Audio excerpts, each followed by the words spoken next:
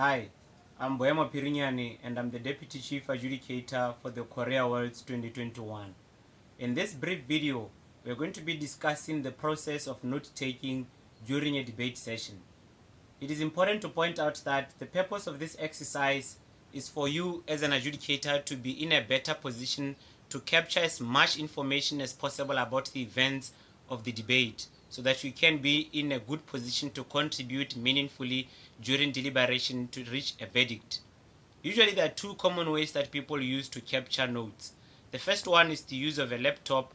The second one, which is what I usually use and prefer, is the use of a sheet of paper and a pen.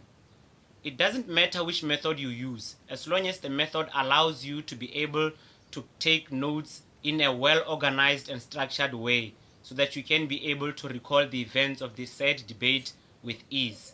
What I usually do is to divide the sheet of paper into three sections. The first one is where I write the positive matter or the arguments that the speaker has. The second one is where I write the points of information that they offer and that they receive from other speakers in the debate. And lastly, the third one is where I note down the responses they have with regards to arguments that are being said in the debate. It is also important how you take the notes with regards to the structure. I usually see people using different shades of colors for the different sections that I've pointed out.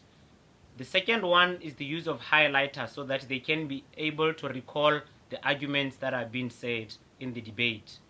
Now, with regards to how much details your notes should have, it is important to point out that you shouldn't take down every word that the speaker says.